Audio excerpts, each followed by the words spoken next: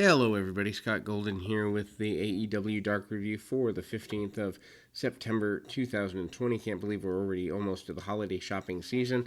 Hopefully, someone shops for AEW to get some of their matches under control in terms of length. 11 matches on a dark show is not necessary.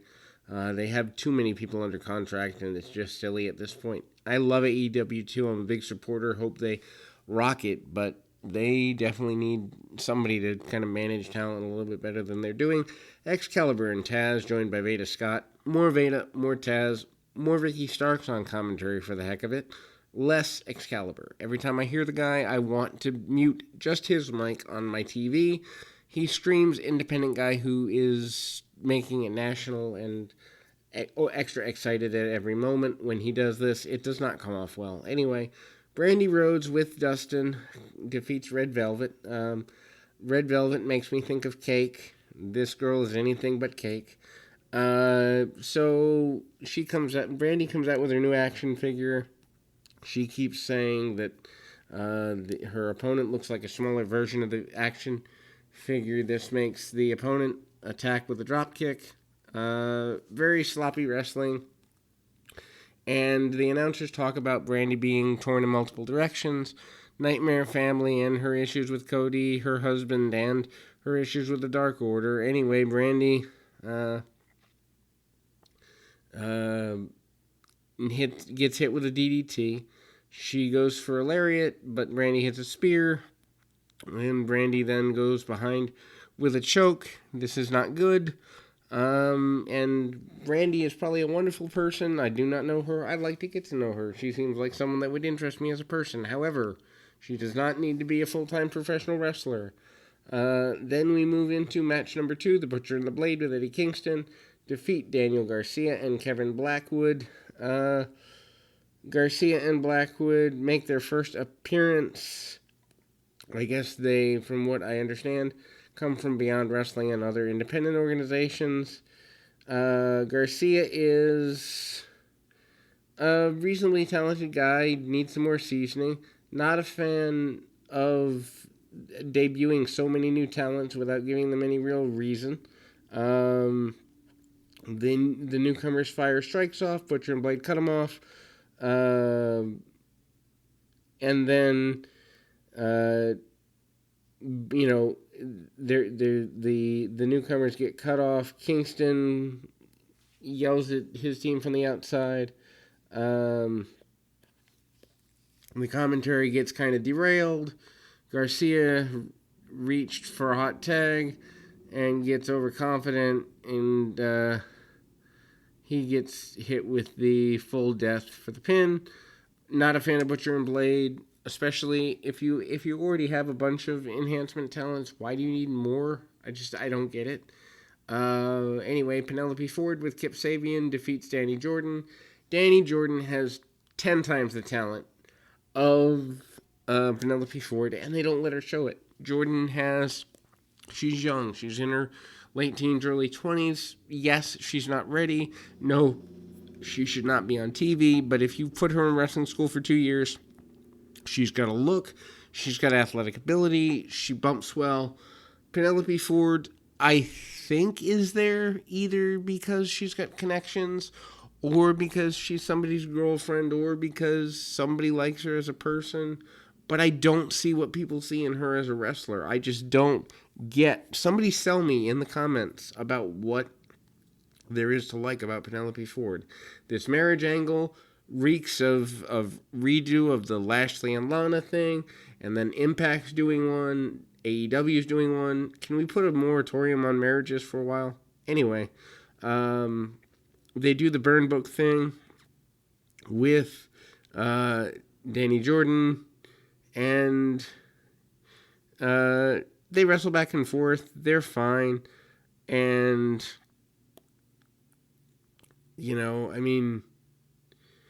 the announcers take away from the match. They do not highlight the people here. Double knee gutbuster for a near fall by Ford. Sabian shows the page to Ford in the Mean Girl book. Ford's livid. She tears up the book. She Bulldogs Jordan and hits a missile drop kick and a fisherman suplex for the pinfall. Again, this is fine, except you're wasting one of your more marketable females, and there's nowhere for this to go. I mean, they mentioned that Penelope Ford's part of the rankings, but it doesn't really translate to much. Then we got the FTW champion, Brian Cage, defeating Megabyte Ronnie. Here's another debut that's unnecessary. Ricky Starks comes out and joins on commentary. He puts over Cage, and this is Ronnie's debut match. The announcers talk about how he's a competitive eater. What in the world does that have to do with his wrestling ability, his look, his marketability, anything like that? I mean, he's got a good look to him, but put him over as a wrestler. I don't want to see him eat hot dogs. I don't want to see him eat peanut butter pie. I want to see him, actually do some wrestling. Anyway, Cage comes out with the FTW Championship. The ring announcer actually puts it over this time. Page hits power moves. Spinebuster by Ronnie, which is upsetting only because Will Hobbs is using the Spinebuster really well, and they should leave it for him. Ronnie pulls out a hot dog, takes a bite, and drops an elbow, and this ticks off Cage. Cage hits a powerbomb. The 619 style kick and the Joe Claw for a quick win. Why do this to a new talent if you care about the new talent at all?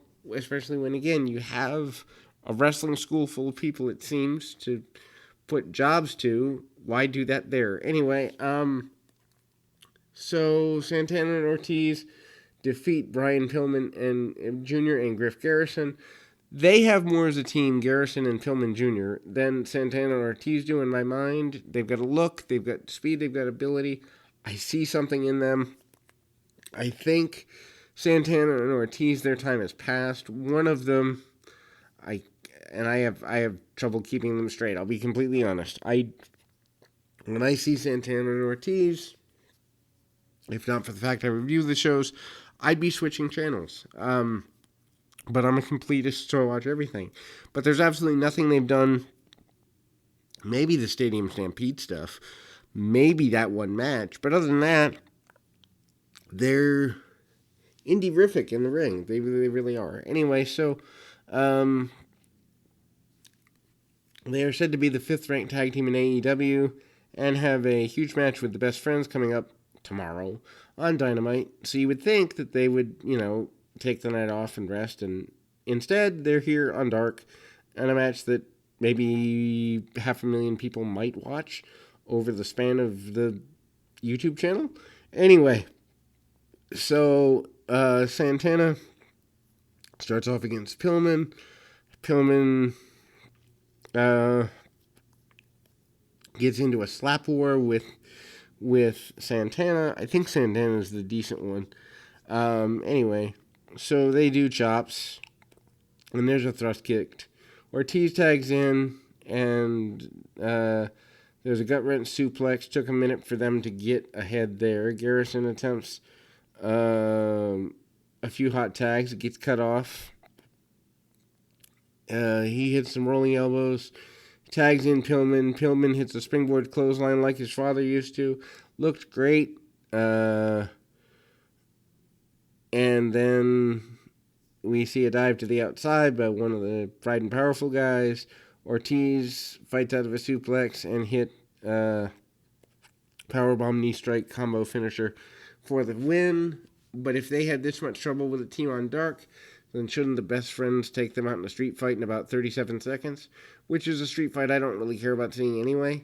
Anyhow, so Will Hobbs and Jesse Sorensen. Hobbs is a bright spot. I have been very surprised that I actually enjoy him. He reminds me of an African-American version of Steve Williams, and not just because he uses the Stampede, but because he's Haas level, and surprised to see Jesse Sorensen here.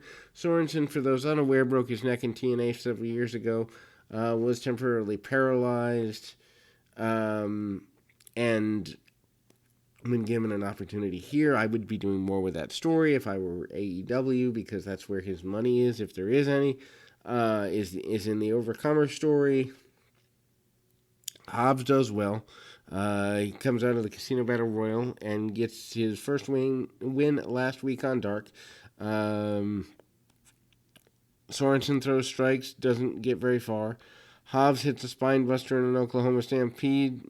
This goes maybe 90 seconds at most. Good for Hobbs. Hope they're going somewhere with him. This would be the kind of guy that would do well with a manager if they weren't already oversaturated with managers. Then another completely throwaway women's match, not due to all of the people involved. Dynamite and Ivelisse defeat Skylar Moore and Rochelle Chanel. Not a fan of putting mixed level experienced people in there. Ivelisse is so talented. I used to love her in Shine, but she's the only one in here. Dynamite isn't that bad, but Ivelisse is still a level above. They won the Deadly Draw Women's Tag Tournament, and I guess Ivelisse is supposed to challenge Thunder Rosa tomorrow for the Women's AEW Championship or NWA Championship on Dynamite or something like that. It's getting a little convoluted having multiple promotions in here. Chanel participated in the tournament. Don't get why she was there. Bell begins, and there's just a lot of miscommunications. Ivelisse tagged in, and they break the match down. Ivelisse attempts a simple suplex. Chanel barely makes it over. Dynamite tags in, hits a dropkick in the corner and a clothesline for near fall. Chanel escapes, makes a tag to Moore. Moore hits a Rana and a front slam before Dynamite breaks up the pin. Chanel is knocked off the apron. Ivelisse hits a kick to the face, and this was just really ugly. Ivelisse and Dynamite get the win, obviously. So Colt Cabana with the Dark Order defeats QT Marshall with Allie. Cabana is joined by almost all of the Dark Order except for Brody Lee. They're on the ramp. They give him emotional support, but also kind of bully him. Chain wrestling by he and QT. Cabana sends him to the outside, and Stu Grayson stomps on him. Cabana gets yelled at for not being aggressive enough, and Marshall takes advantage with a single uppercut shot. 5 and 10 distract Marshall, allowing Cabana to regain the advantage. Cabana goes with the dreaded nerve hold, and then Marshall gets his way back to his feet. Marshall fights back with a shoulder tackle, an atomic drop, and a diving forearm. He then goes for the diamond cutter, but hits some sort of flatliner combo instead. Cabana hits the boom boom elbow strike and attempts the flying apple. Marshall caught him in the corner.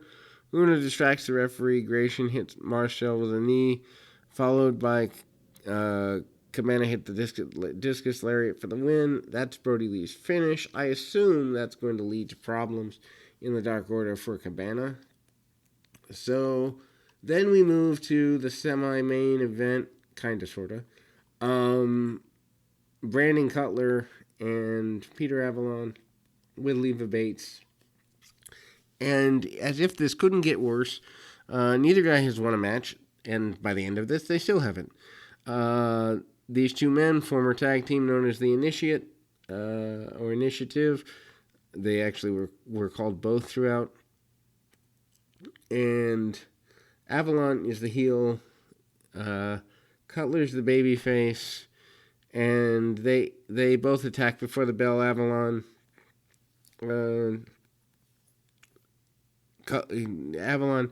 goes right at him, and Cutler hits a springboard forearm and a tope. They brawl to the outside.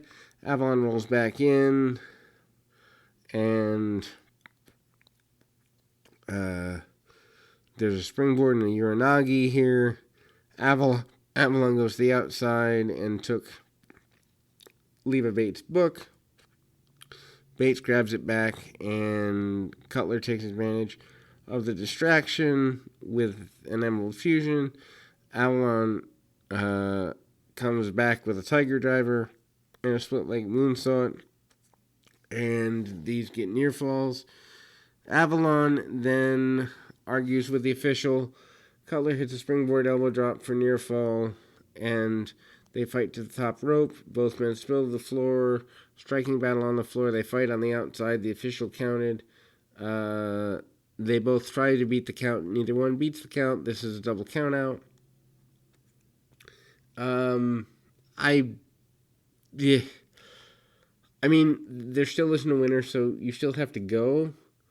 And you still have to fight again? Nah, not a fan.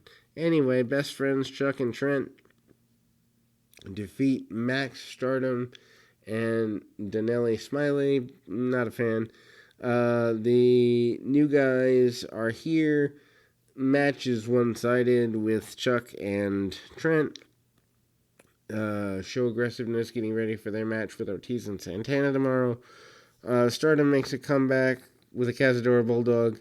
Best friends cut them off, and then they hit the Soul Food, half and half suplex combo, followed by a couple of pile drivers for a quick win. Then your main event, Dark Order, and an 8-man tag, and I could have slapped whoever said they thought, I think it was Veda Scott and Taz both, they said they like these multi-man matches. I hate them.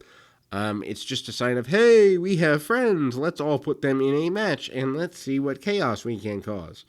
I despise multi-man matches without a purpose.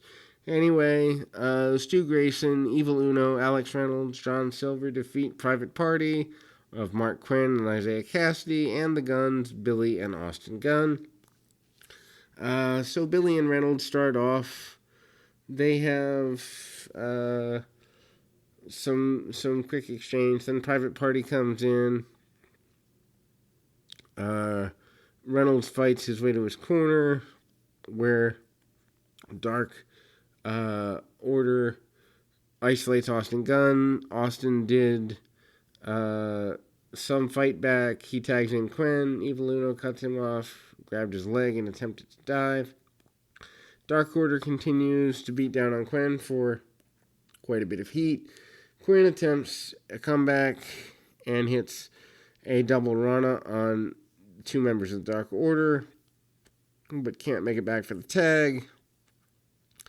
And then Billy gets the hot tag. Why is a 53-year-old man getting a hot tag, or 50-whatever-year-old man getting a hot tag in a match like this? Billy hits a Cobra Clutch for a near fall. Uno got in the way, and then we get a series of moves. Billy hits Famouser. Billy tries to make the cover. Uno comes in with a pump kick. Austin tags in, hits a lariat, but is basically mobbed by the Dark Order, who has the numbers advantage. Grayson and Uno hit the fatality, finish him off. And I don't know. It really seems like they just are pushing the Dark Order because there's a certain group of people that don't like it. Anyway, that's Dark for now. I will be back with the UWN debut, which was a technical nightmare, but a good attempt at a show, and the Impact review as well. We'll be back. Keep your feet on the ground, your mind in the moment.